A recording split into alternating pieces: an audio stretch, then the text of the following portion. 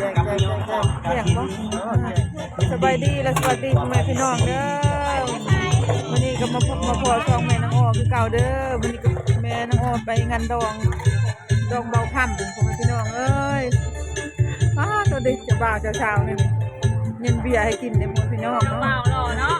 จะบ่าวรอได้จะบ่าวเช้าก็รอคือกันไปนั่งกันช่วยบ่าวเลยเช้าสวยไม่ทำก็ไม่ได้กินอย่างเนาะพูดนี่ไปนั่งโต๊ะนั่งโต๊ะนั่งไปนั่งพาราไปนั่ง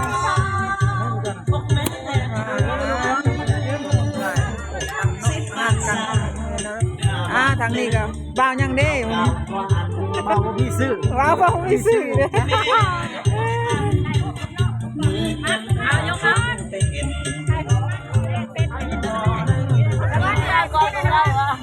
กับมีบ้านผู้เด้อทางเด้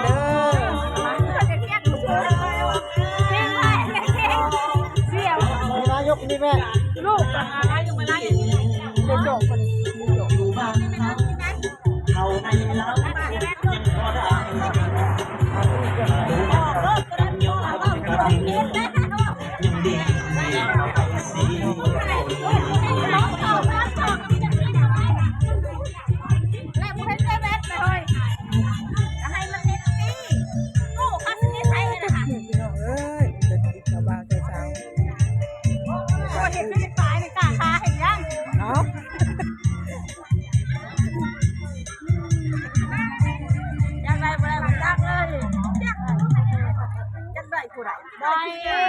ได้แล้ว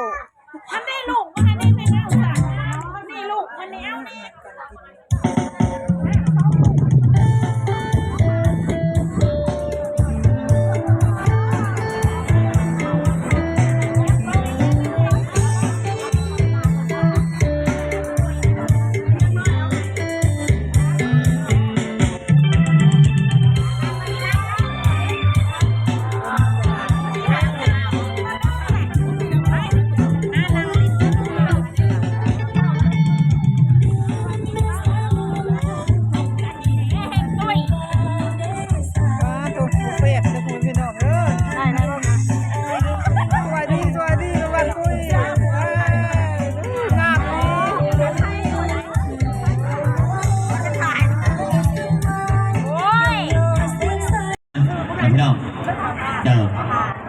พี่น้องสมัยกี้นี่หอบพี่จัดเป็นเกียรติให้เดียทั้ง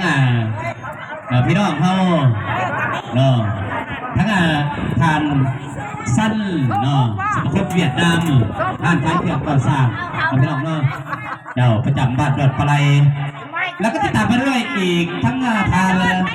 อันสร้างการสมบัติเนาะพี่น้องเนาะวัดอาปกซ่อบ้านดอดปลายแล้วก็ติดตามไปด้วยทั้งทานกลุ่มนอกที่เดินทางมาจากหนองใสเดี๋ยวพัดใจได้ร่วมพี่ขอจัดเป็นเกียรติในทั้งยังเอื่อยเข้าใจดีเข้าเนาะพี่น้องเนาะทั้งงานเจดาวอนแล้วก็ติดตามไปด้วยทั้งแม่บ้านปุ้ยแล้วก็ติดตามไปด้วยทั้งเจนั่งน้อยเนาะทั้งสามน้องสาวว่าเอาจะได้กันเนาะจังไรมันสีบวกคู่กันเลย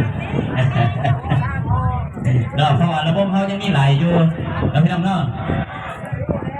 เอาซะแล้วเนาะทั้งเจ๊ดาวอนแล้วก็เจ๊ปุ้ยแล้วก็เจ๊ทั้งน้อยทั้งสามเจ๊เฮาเนาะนี่ก็เป็นป้าเจ้าภาพใจดีเนาะเจ้าเอาเพิ่งเส้นเลยเจ้าเพิ่งเส้นเจ๊ดาวอนแล้วก็เจ๊ปุ้ยแล้วก็เจ๊ทั้งน้อยสามเจ๊เนาะทั้งแม่บ้านปุ้ยเขาไปทั้งไหนระบาดเองเมื่อนอนหรือเปล่าอาจารย์เลยหาแม่บ้านปุ้ยเดี๋ยวไปบ้านปุ้ยโมเห็นหรอก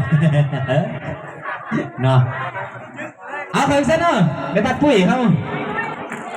เอาไว้เตะสะดุดแล้วว่าโอ้ยไปตีตนแล้วเจ้าเอาเพิ่งเส้นเนาะทั้งสามเจ้าออกมาเอาไปทั้งไหนวะนี่เอาทั้งสามเจ้าออกมาอยู่กับคนไก่เวทีพิธีห้อยแล้วเขาถือพิเกตพิเกตเซนเนอร์ทั้งเทียซันเนาะห้านไทยแก่ก่อสร้างหรือว่าสมาคมเวียดนามเราพี่น้องเนาะเอาเขาเซนเนอร์แล้วก็ติดตามมาด้วยทานบงแล้วก็ติดตามไปด้วยทานสร้างการสมบัติเอาเขาเซนเนาะเจ้าเอาเขาเซนเลยเด้อท ทานสั้นเนาะสมาคมเวียดนามห้างไทยเครื่องก่อสร้างประจำบ้านดอนปลายเราพี่น้องเนาะเพิ่นนี่ก็โอ้คันอยากได้เงื่อนงามกับมาหาเพิ่นเด้อพี่น้องเด้อเพิ่นมีเด็กมีครบเนาะพี่น้องเนาะเครื่องก่อสร้างของพวกจรเจ้าเอาเพิ่งซะแล้วเนาะทานสั้นแล้วก็ทานบงแล้วก็ทานสร้างการสมบัติเจ้าเอาเองซะเนาะ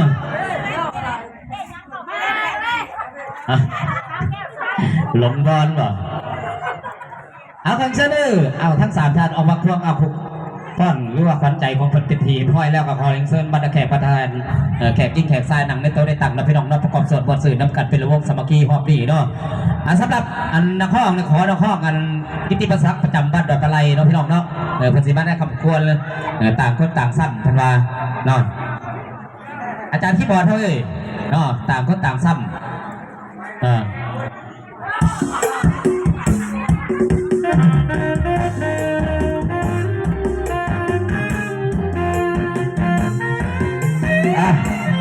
มันเป็นงานที่2แล้วพี่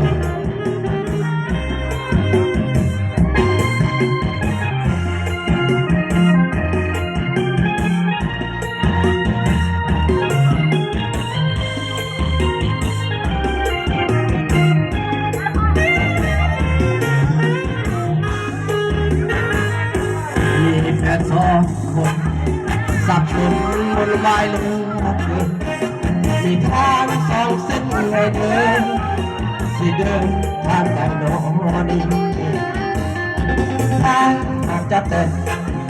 สิเต้นกับคนไหนดีแสนทุ่มใจเต็มที่มีใจฮักทั้ง2 คนแฟนคนหนึ่งคนแต่เป็นเศรษฐีน้ำจันช่วยเหลือให้มีกำลังใจน้องเป็นคนอยู่เหนือลมส่วนคนที่2ก็มันบ่ให้ขาดสมช่วยเหลือเพื่อยามหันยกหน้ามนต์เจ้าผู้ดีทั้ง2แม่กับคนนั้นยังตามคนอื่นเสียใจต้องตัดสินใจอำลาลาน้ำทั้ง2ตาคนตามสังที่ทำแล้วหน้าเนื้อทองความรักเคยมีดีต่อโน้ให้ได้ถือเป็นความฝันทำลาลานางลาแฟน2 คนขอลาก่อนเดินหาบุญสักวันที่คอยทุกกันคิดถึงยามใดไปหอมวันสาวจางอาบังโดยความทั้ง2 คนนั้นไม่ได้แค่ที่มีก็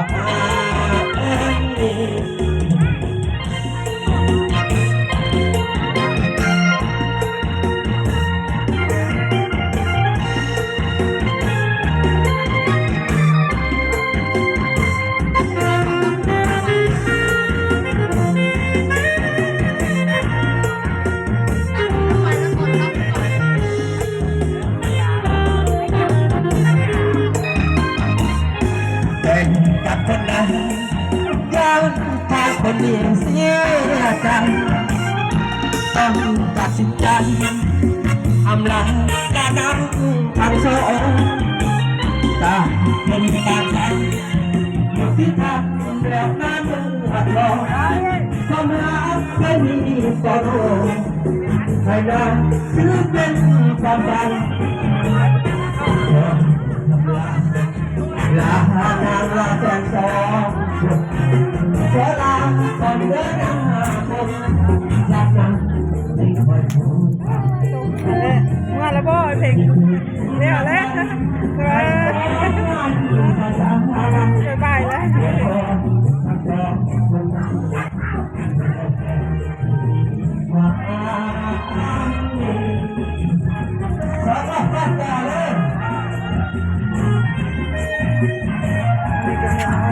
จบคลิปเพียงนี้เนาะการขอบคุณเป็นลายเด้อน้องผิดพลาดกันได้ขอโทษขออภัยอะไรวันนี้ ฝากกดไลค์กดแชร์กดติดตามเป็นกำลังใจแม่อ้อเลยเด้อ